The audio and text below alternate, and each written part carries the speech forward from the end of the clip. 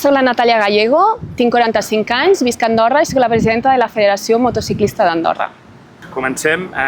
Natàlia, una mica explica'ns com arribes a aquest món del motor, que sabem que és un món també una mica liderat pels homes, com gairebé quasi tots els esports.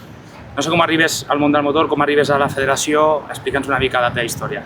Sí, de fet jo sí que he viscut les motos des de ben petita a casa, no? Tinc uns pares en el món del turisme, a nivell de motociclisme, però entro una miqueta a l'atzar, no? Perquè el meu pare feia part de la Federació Motociclista d'Andorra i de cop van introduir una figura, que era el comissari de sostenibilitat.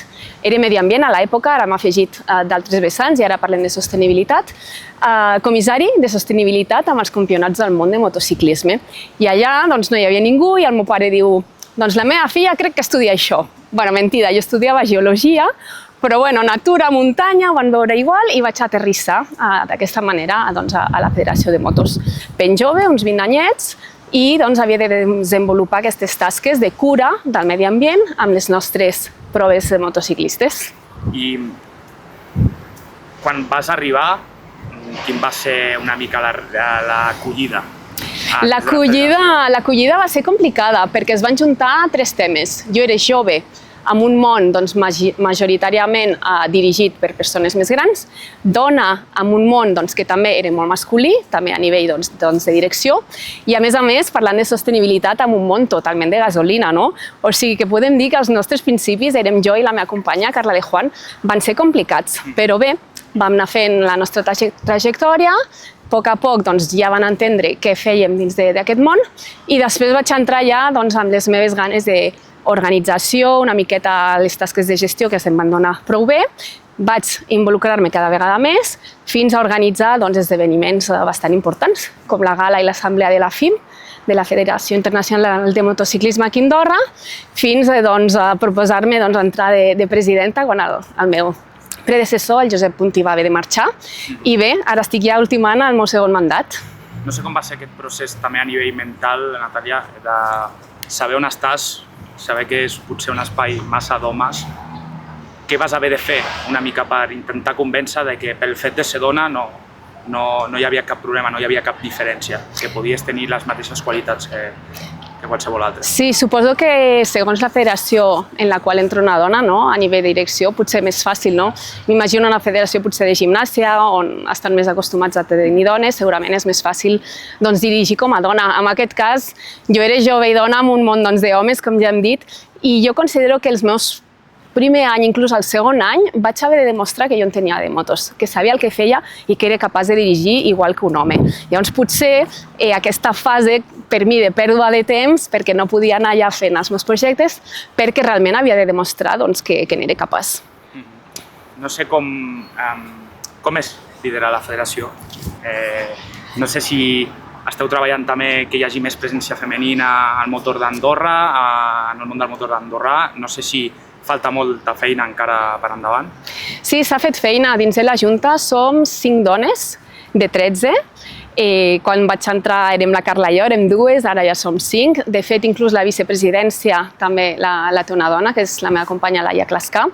A nivell de motos en si, la nostra entrenadora de trial també és dona, l'Alba Villegas, i també hem arribat a tenir un equipet maco de joves trialeres, dones, que vam tenir subvenció d'Ambanc, que els va donar molt suport, i enguany hem recuperat un equip femení al Trial de les Nacions, que és el Campionat del Món de trial per països. Per tant, anem fent, però sí que he de dir que encara hi ha poquetes dones en aquest món. De fet, a nivell espanyol, moltes han anat plegant per falta de patrocini, perquè potser pels seus resultats no tenen els mateixos guanys econòmics que els homes. I bé, és possible plenament, hi ha gent molt capaç, la meva ídol, evidentment, la Laia Sanz, ha marcat moltíssim en aquest esport. Jo la recordo al principi que competia al mig dels homes i es guanyava i veies la ràbia, no? De, ostres, m'ha guanyat una dona. Això m'havia passat amb atletisme també, quan jo competia amb atletisme, no? Fer una cursa popular i veure que adelantaves un home i s'enfadava i et feia l'esprint per guanyar-te, no? Perquè diu, no pot ser que una dona em guanyi, doncs.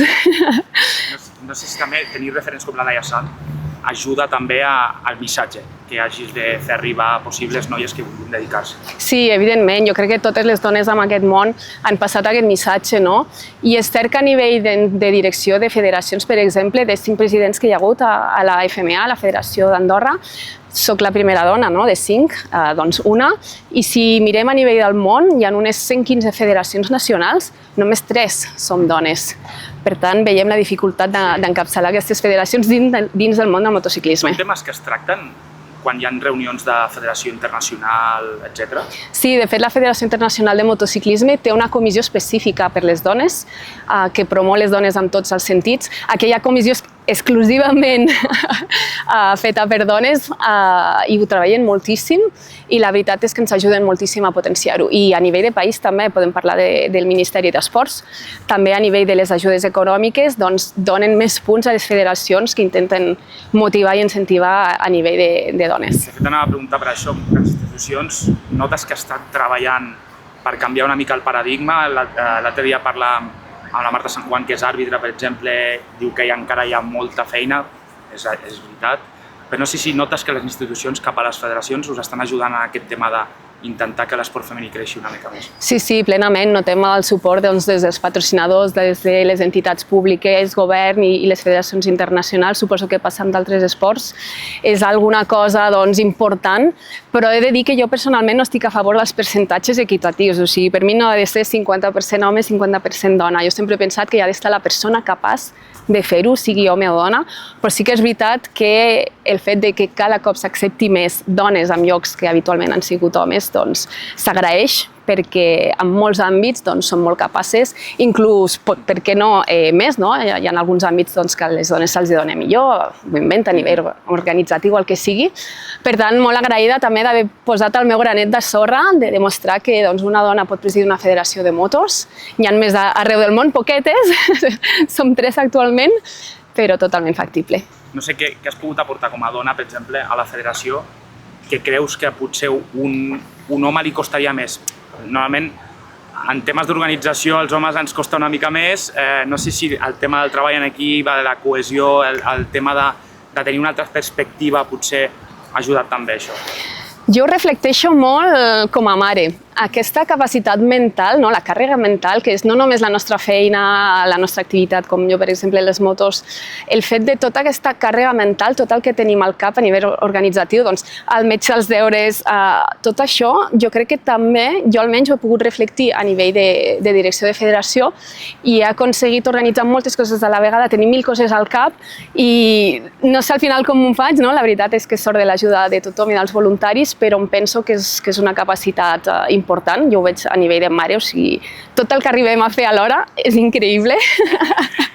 Ho dic com a mare perquè al final els primers anys sí que sovint tenim més importància de cara a l'educació infantil i em penso que també he pogut afegir un toc de glamour, direm, amb els actes més de celebració. Per exemple, hem passat d'una nit de la moto, que era un berenar informal al mig d'un centre comercial, a una entrega de premis amb codi vestimentari, exacte, més detallista, realment que sigui una nit important, com fan les altres federacions, que a final d'any s'entreguen els premis, i és com que l'esportista se sent reconegut i hem afegit una miqueta aquest petit glamour que crec que ha sigut un toc femení. No sé, també a nivell ja parlant de patrocinis, no sé si en aquest món, suposo que sí, com en molts altres esports, costa a nivell de patrocinis, sobretot l'esport femení.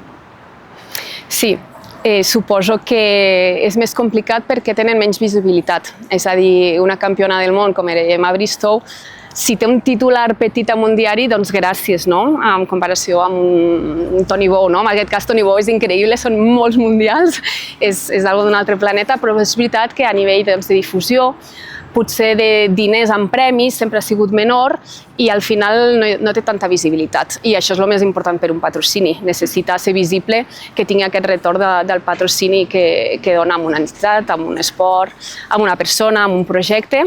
Agrair perquè en aquest cas nosaltres sí que hem tingut suport d'una entitat bancària del país, que és Banc, que justament va donar suport a un club que havia format un equip femení Malauradament, els estudis, la feina, etc., han fet que aquest grup es va acabar, no? Tot té etapes, però jo sé que ja m'ho diuen, si hi ha més dones que vagin a fer alguna cosa, ens ho dius, que nosaltres us donem suport. No sé com valores com està ara mateix l'esport femení a Andorra. Com creus que estaria? En un estat de salut bo? Estem veient, per exemple, tenim a la Mònica, tenim a la Vicky, tenim a la Gina mateix, la Cande, no sé, t'agradaria veure també, suposo, que alguna trialera en aquest grup de noms, no?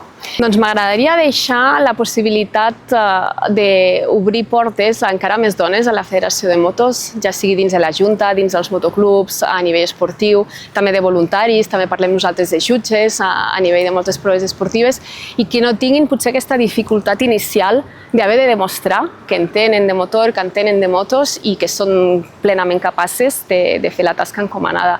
Que sigui més fàcil, que no siguem jutjades des de bon inici i simplement treballar pel que ens agrada, pel que ens motiva i per la nostra passió.